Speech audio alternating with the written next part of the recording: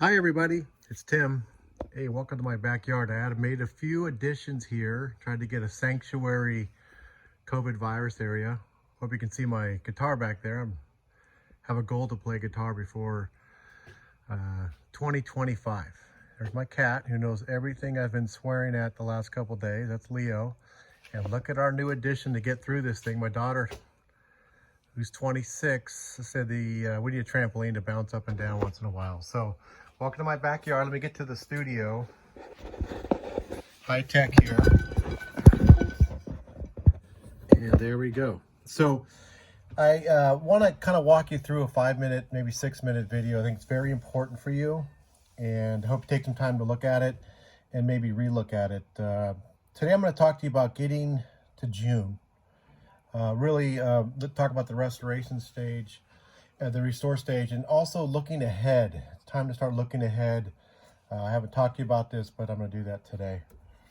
So let's talk about, again, I'm going to really focus in on your leadership. And I know we have that voice in our head that we're not doing enough.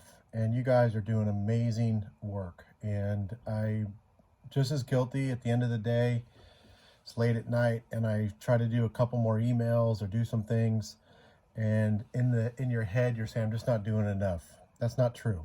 That voice is also saying you're doing a great job. So check yourself, compliment yourself, reflect back on the day and say, here's how I stayed in my lane. Here's how I got out of my lane. Secondly, the great leaders right now are really pushing out positive messages about their staff. There's so many great videos and pictures and quotes and great things going on. That will re-energize you. If you look at the districts who still haven't even started distance learning, they can't get out of the gate on positivity because they're stuck in the grind. So your job is to just keep pumping out positive messages. Don't focus on those employees that are not really doing much for the kids. Focus on the ones that are going above and beyond.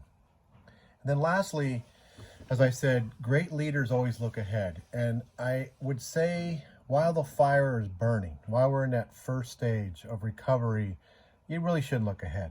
And I had a lot of leaders say, Tim, I can't even get through the next hour or that next day. But things are starting to settle down, and this is what we're going to talk about today.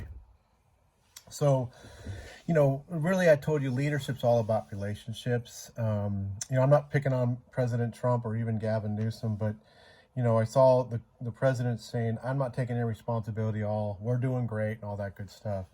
And then you also have Mr. Newsom saying, I own that. I own that. The bottom line is you're going to make some mistakes that you're going to think about a year from now. I made a ton of mistakes as the county superintendent over the campfire. I'm still kicking myself for having the kids come back a little early. I should have waited. The fire was November 8th. I should not have had any kids come back until January. But you live with what you do. So, and own it and just be yourself. We talk about having grit with grace, never lose your temper. I've seen a couple high-level leaders lose their temper with people, and they won't forget that. They will remember what you do. They'll remember how they made you feel. And if you don't really lead with grace and calmness, they're going to remember that. Even if you do a million things right, they're going to remember how you made them feel. And then lastly, and this is a hard one. I mean, we're seeing having a lot of leaders tell us what to do, and they would never have done it themselves or never would actually do it themselves. So it's hard to sometimes swallow things because we're getting all these inputs. So remember to lean towards or lean into leaders that would send people to where they would have been and would go. Not ones that say, do this, do that. And you're like, you never do that. And those are the leaders you want to stay away from. Stick with the ones that have really shown a complete focus on the kids and doing things that they're telling you they would do themselves. This is so true. As you head into the next stage, you could have the greatest vision in the world, but they're going to buy into you. So you've worked really hard to earn that. Remember, whatever your vision is going to be, they're going to be buying into you. I am so proud of our board at SSDA. The last couple of days, we've reflected on things we've done together, and we start to compliment each other, it's because they're buying into each other's leadership before we're getting into our vision, because we are going to have a new mode of operation and mission, what we do over the next year, and we're buying into each other's leadership. Okay, this is the hardest part. I'm 80% compliant on this, maybe 90, but stay in your lane, which means stay core focused on the mission of serving those children. Stay core focused on feeding them, on providing support to your staff. Don't get caught up on Twitter right now and what's going on in DC or even Sacramento. Let me deal with that for you. I'll simplify it, but don't get caught up on this and that. You've got to really stay in your lane. You can't solve all the world's problems, and you sure as hell can't handle all the information out there. Stay laser focused on what's at hand for you. So now that we have really worked hard the last 2 weeks, it hit me the other day when we had a meeting with Tony Thurman, and he asked us to reach out and go, what do you guys have that you could share? And it started with, actually CCSA said, hey, we're opening up our charter website for anything you want. We have no passcodes, whatever you want's on there. And I thought to myself, boy, that reminds me of my first year of teaching. In my first year of teaching, I learned from my mother, copyright means copyright from the best. So I would steal lesson plans from others as a young teacher. There are so much out there. Our last newsletter links you to 1,000 different letters, memos, models, people, examples, and it's all free. So copyright, grab what you need. Don't spend a lot of time. It only takes a couple clicks of the button and you've got a great model. And if you don't, email SSDA. We'll go help you find it. We can get it for you. This is hard. Don't let perfection get in the way of done. I've stole this, I think, from the McFaddens, dear friends of ours, but it's so true. If you look at this guy, he's typing a letter. He's on draft number 85. In the meantime, they're both down to one little bottle and on a desert island. So just put it out there. If you make a few grammar errors, who cares? What they really want is get things done and move on, and let people know this is your mode of operation. Let your staff know and everybody. It's not going to be perfect. And look at my little studio here. It's not perfect. I'm not going to go out there and spend 6 hours trying to buy some new equipment. I just want to get things out to you as soon as I can. Of course, we talked about the 3 stages of a crisis: recovery, restore, and rebuild. And I hate to do this, but I think we're used to this. I still will use a major fire like the Australian fire, the Sonoma fires, Camp Fires as my example, because it's visual and you guys have been watching this for the last couple of years. So look, we're getting close to putting out most of the virus. I know we have a rough 2 weeks and we're going to see some very sad data going on, but it's starting to smolder, right? We've got some of the hot spots taken care of and others are coming. And I think over the next 2 weeks, we're really starting to get to a point where we can start heading into the recovery stage. Going from recovery stage, to the restore stage. And you guys have done an outstanding job while the fire has been burning. So as you enter the restore stage, there's a lot of build up from that first stage, right? With the fire, and there's all this energy. Now it's your turn to pivot yourself. And you need to start by backwards mapping between now and June 30th. Big target points, finishing school, getting your budget done, just those things you need to do and start backwards mapping. Just sit down with your core team, or it has to be yourself and your board president. Just sit down for an hour and a half and backwards map out. Go back to your calendars and see what's going on. Be thankful we're going to waive the LCAP and all these great things for you, but really backwards map and post that up on your laptop or somewhere near you. In the restore stage, as you enter it, praise people for the heroic work they did. This is where the first responders are coming out of the fire and everybody's buying them cookies and thanking them. Same with your staff. They've gone through the first level and now they're going to kind of start to get some things down to a sense of normalcy. And this last part, you need to lower the bar a little. I mean, I listened to Dr. Bruce Perry the other day, the premier trauma specialist in the country, and he said things like, having looked at trauma and what kids go through, they're not going to remember a whole lot that you put in their brain right now while they're figuring out what's happened to this country. So he says if you're dropping more than 15 minutes of writing on them at a time, they're not going to remember that 6 months from now. So lower the bar a little, get what you can, keep it positive, and remember, trauma is very tricky, and the brain has all these things that are triggering right now for families and kids. So I know you want to go full speed, but remember, what they're really going to remember is how you guys got through this together.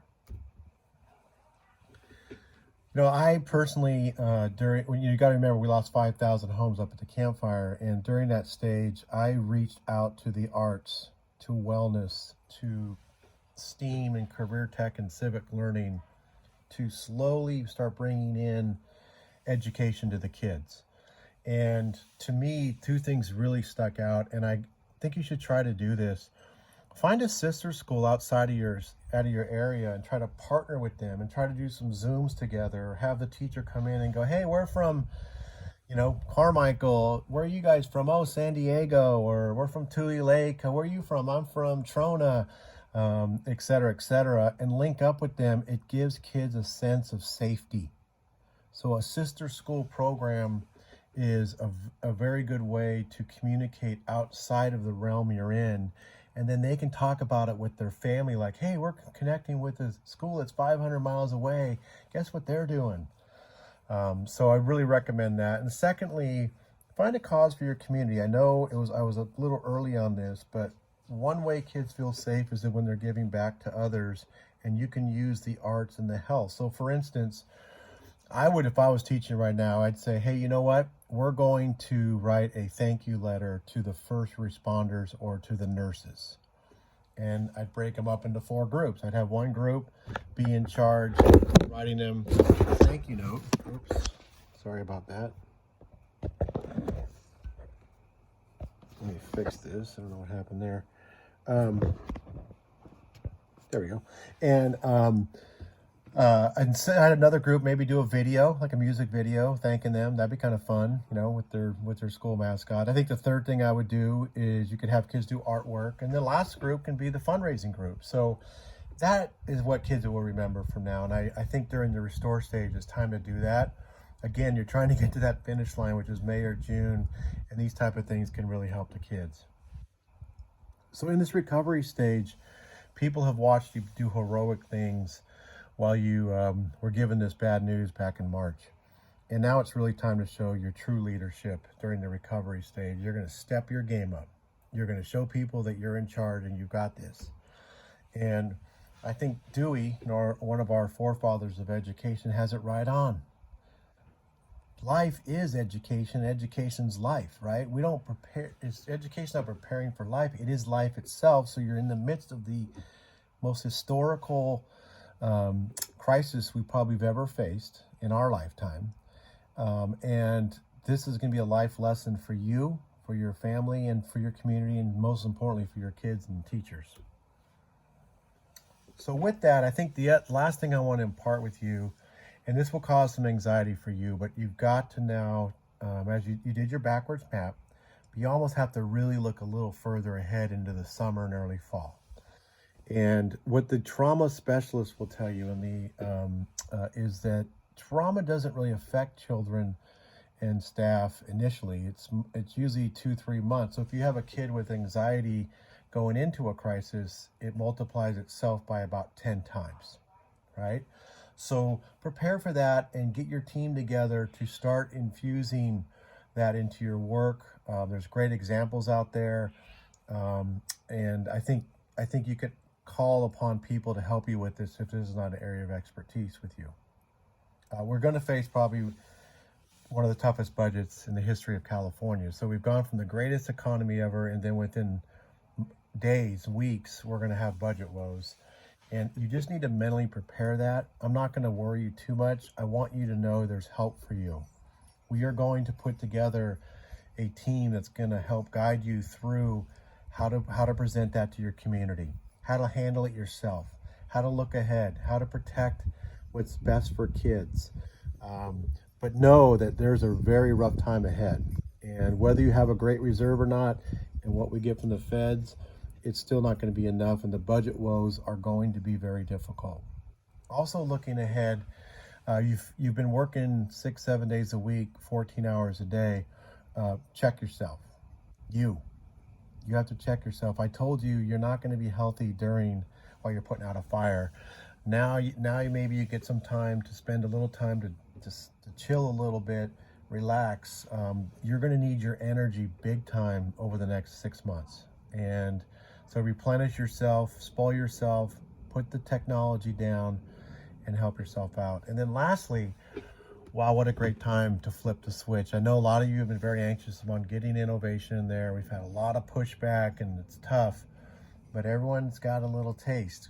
You got tens of millions of kids who have tasted distance learning, and this is your opportunity as a leader to innovate, to kind of help with the budget woes by innovating and making things more streamlined and more current. Again, I've said this again, prepare yourself for just some incredible moments. You've already had some. I've seen some videos that I will never forget, and I know more are coming. And despite how rough this has been, this is going to be a really a lot of enjoyable moments. So I want you to do that. And lastly, I just want to say this one more time. I'm sorry you're in this crisis, and it is testing your leadership. And don't listen to those little voices saying what you're doing wrong. You're doing an amazing job, and keep reaching out for help.